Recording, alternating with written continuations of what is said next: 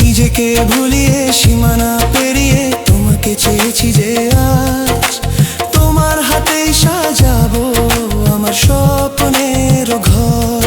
আমি তোমার প্রেমে পড়ে দুনিয়া ভুলে গেছি।